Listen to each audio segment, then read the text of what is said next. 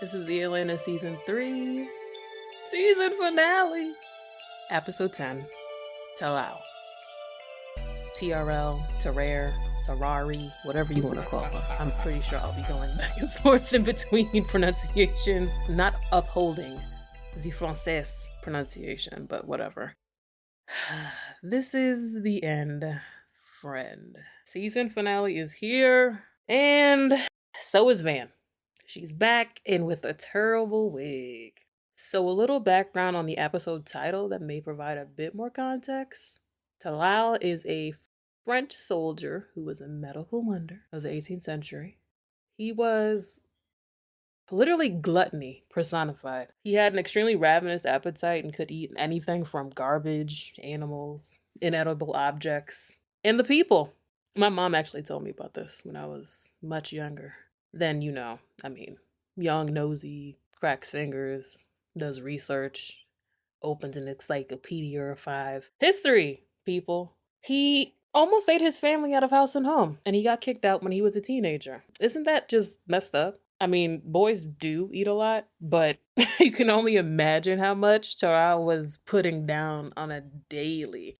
It being back then, the documentation varies, of course. It's always up and down as far as how much he could actually eat, whether it be his body weight, half a cow. You know how stories be telephoning. So, yeah, just know that he ate large amounts, but it was almost as if he was never satisfied. So, he ends up traveling France with sex workers and other shystes, begging, stealing, eating. Eventually, he became a sideshow act and opened for a transient charlatan. I'm not gonna give you all the juice, but just some relevant pieces, spark your curiosity, give you a little background on the person who is Tarrare. So fast forward, he enlists in the French Revolutionary War, and a military surgeon takes interest in his condition because obviously, who's eating that much, especially back then? Just think of the conditions. This is 18th century. Ain't no fridges. Sanitation ain't that great. Never mind. I'm not gonna do that. We're gonna keep it positive.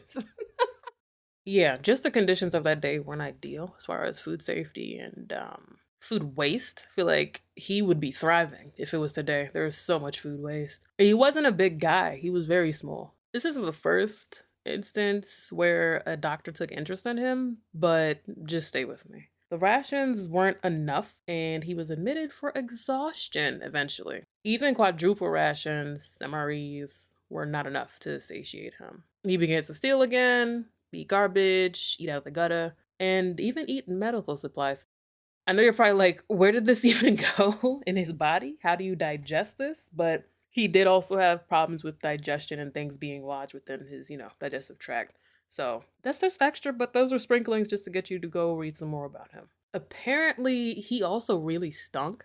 I mean, as you can imagine, even from a distance, it was really bad to the point where they said he had like visible funk around him. He likely has some kind of advanced form of hypothyroidism, pica, polyphagia. Low key, he probably had worms, especially back then. Should have drank some Bang Ba. Anyway, thank you, Dr. G. But he never received a complete autopsy, so he was not examined to the fullest because his body was rotting at a rapid pace. And doctors said he stunk so bad that they were like, nah, you gotta get out of here.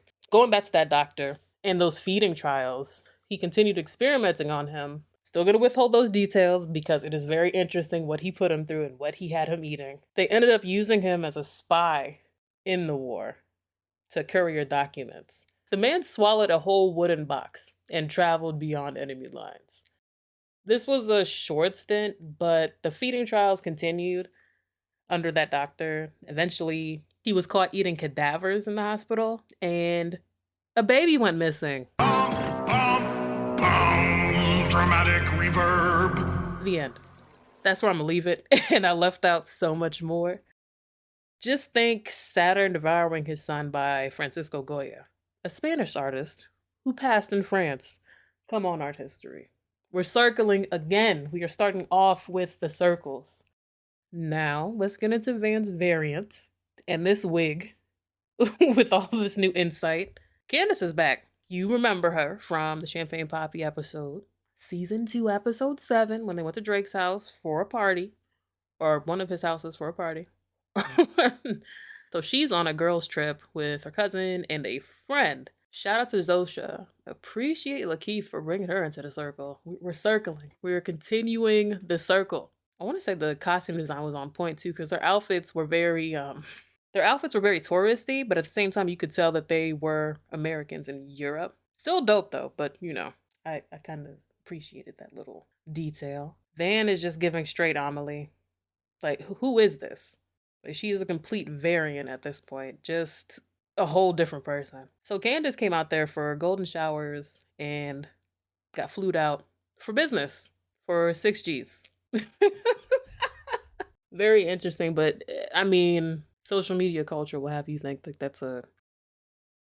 I don't even want to say traditional. What do I even say? Like, that this occurs frequently where people are flued out for certain situations such as this, for a bag, trip, or just the experience. And I'll leave it at that. Candace notices Van at a shop nearby while they're eating. Or, well, a whole French woman at this point. Van is imperfectly in character, and she does not waver. And she's not saying that she doesn't know her, but she's acting very unfamiliar. And it's just like, ma'am, what are you, huh? Okay. Then begins the Parisian adventure, as seen through her experience for the past couple weeks. Yet Van has graced a magazine cover, has new boyfriends, is Alexander Skarsgård's dom. All this with a bad wig and her security bread in tow. Candace's girls are all with it and all for exploring and enjoying Paris, their trip, because they haven't been there before. And rarely, if ever, object to any of the shenanigans that go on. It's kind of like, they question, they'll give each other a look, but they just keep going along with it. I will say, Candace is a damn good friend for thugging it out with Van the entire time without folding. They head to a hotel where Alexander Skarsgård's freak self is jamming to 2003's hit single, Rock With You. Because why not? Oh, and Wayne Wonder eventually. After Van sprinkles crack in his room and reports him to the hotel front desk, they roll out. He doesn't know, he's still kind of in confusion.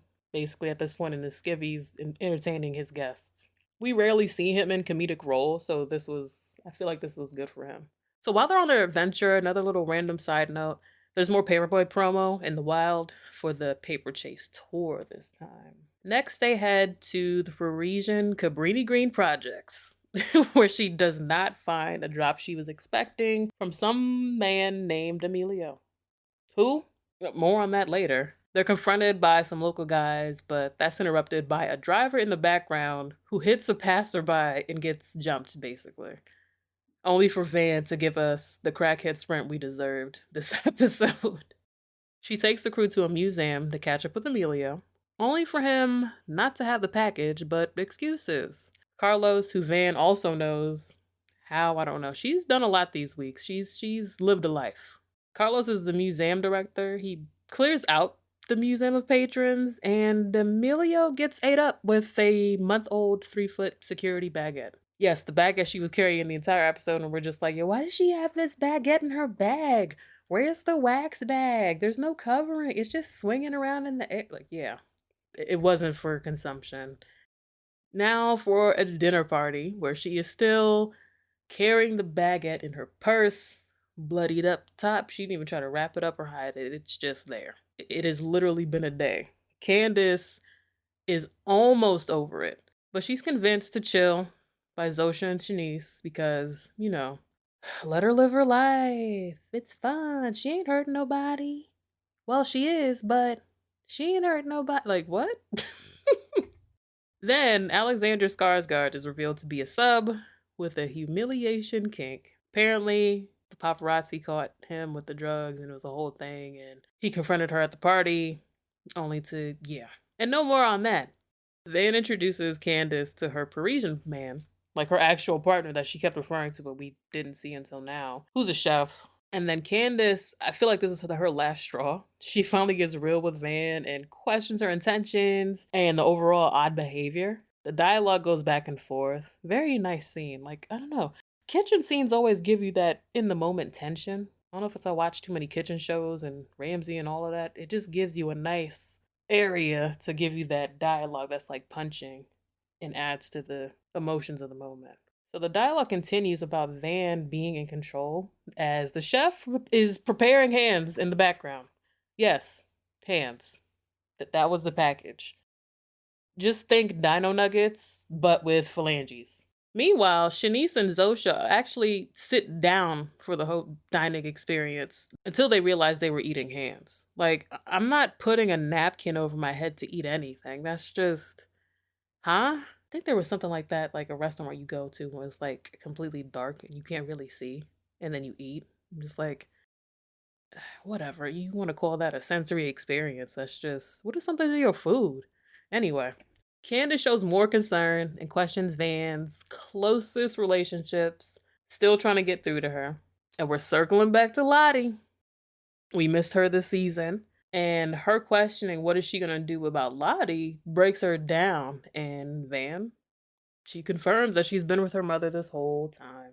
So Van loses it, has a complete breakdown in the kitchen. Again, another superb setting for a breakdown. Has an anxiety attack or a panic attack, however you like to classify it. So we get the clarity that Van is indeed going through some things. She has a hunger to find herself that is wholly insatiable. There's a larger conversation to be had here, specifically with the theme of letting go of responsibilities, doing as we please, and experiencing non routine facets of life. But I'll have to figure out how I want to frame it exactly. That is something I do want to get into with this concept. I feel like this episode deals with everyone not wanting to metaphorically have to face Van's ghost as she transitions into someone she's not.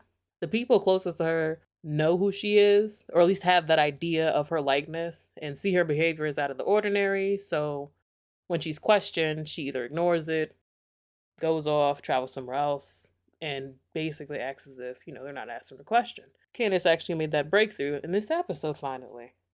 In all, Van is just feeling inadequate. Her journey toward freedom and living her life, how Shanice mentions earlier, she's still very lost within all of the identities and experiences she's taking in. Luckily, she snaps out of it and the wig comes off because, ew, and confirms identity issues she's been struggling with. She doesn't know who she is, and that is completely okay. Life is not a race and is full of uncertainties. Candace reassures her that she is somebody. I mean, that's not the best advice, but she tried. I mean, at that point, what can she really offer her? But she's still a good friend because she did hang around with her throughout this whole entire episode. And Van reminds her that she has to go pee on somebody. Like, Van hasn't been present this whole episode, but she's present enough to remember, like, ma'am, didn't you have an appointment? Cut to Shanice, who ends up taking the PP appointment for Candace. I swear. So the dude tarps down the floor and she goes to work with the Eiffel Tower in the background. It's like a full on morning pee. Like, that's how much it is. It's a while. So PP Man, he gets overwhelmed and splash waterfalls by Ludacris. So lucky us, we get post credits. Round of applause because we're going full circle again with Lanier Man from episode 1 and 4, aka E. Apparently, he sent Ern all of his belongings as lost luggage, and Ern thinks nothing of it. He's like, I have all my bags, this isn't mine. But still goes through it because, I mean, nosy. I mean, who wouldn't? If you get a bag that says your name on it, of course you're gonna go look, see if there's anything good in there. And he is enamored with a Deftones shirt. So many questions. Like, did E post date the bag? How does he know Earn? That's one thing I didn't pay attention to was throughout this whole season. I did not pay attention to dates.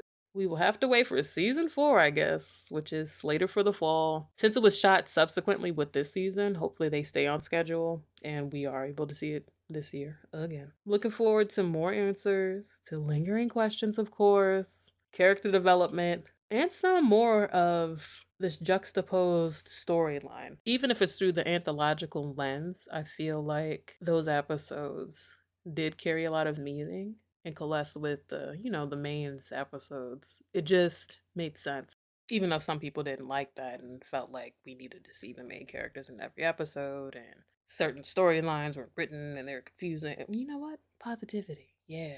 Anyway, I was gonna add the song I referenced so many times while watching this for the Spotify exclusive, but I'll keep this as a regular episode. Do check the show notes for the links, though. You know, I'm all about my musics, so there is a connection. I don't know if they meant this, but this is how I interpreted the connection. You know what? Maybe I'll do a playlist for this season. That wouldn't be a bad idea. I'll think about it. I don't know if it's too OD or whatever, but if you'll be interested in that, it will likely be a Spotify exclusive only on Spotify. Yes.